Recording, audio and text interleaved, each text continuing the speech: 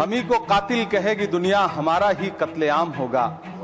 हम ही कुएं खोदते फिरेंगे, हम ही पे पानी हराम होगा। लेकिन डॉक्टर बाबा साहब अंबेडकर के संविधान को हर दिन कुचलने वाली ये सरकार देश के मुसलमानों से नफरत में इतनी अंधी हो गई है कि खुलेआम देश की संसद में देश सरकार के माइनॉरिटी मिनिस्टर साहब और होम मिनिस्टर साहब झूठ बोलते हैं और देश को गुमराह करते हैं। जिस बिल को मुसलमानों के हुकूक की हिफाजत करने वाला बिल बताया जा रहा है, उसी को पेश करने के लिए और उस पर बात करने के लिए लोकसभा में भाजपा सरकार के पास एक भी मुस्लिम सांसद नहीं है।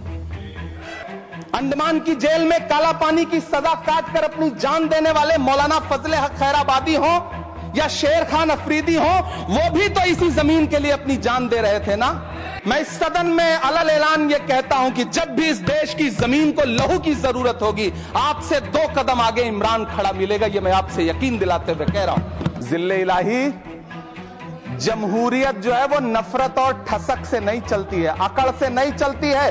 उसमें सबकी हिस्सेदारी जरूरी है। जिल्ले इलाही, जमहूरियत जो है वो नफरत और ठसक से नहीं चलती है, अकड़ से नहीं चलती है।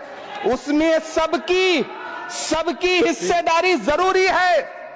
कल देश के माइनॉरिटी मिनिस्टर ने लोकसभा में खड़े होकर एक शेर सुनाया था कि मुझसे कोई बदगुमान न हो, तो मैं उन्हें एक शेर सुनाना चाहता हूं कि मैं आज जद पे हूं तो इतना खुशगुमान न हो। मैं आज जद पे हूं तो इतना खुशगुमान न हो। चराग सबके बुझेंगे, हवा किसी की नहीं।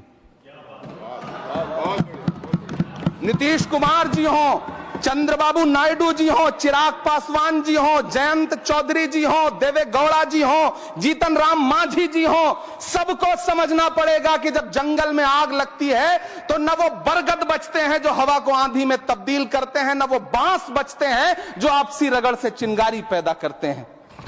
सभापति महोदय, जब देश को मनमोहन सिंह साहब जैसा काबिल प्रधानमंत्री मिलता है तो देश को आरटीआई जैसा एक्ट मिलता है, सेज जैसा एक्ट मिलता है, मनरेगा जैसा एक्ट मिलता है, लिबरलाइजेशन मिलता है, राइट टू एजुकेशन मिलता है, नेशनल फूड सिक्योरिटी एक्ट मिलता है।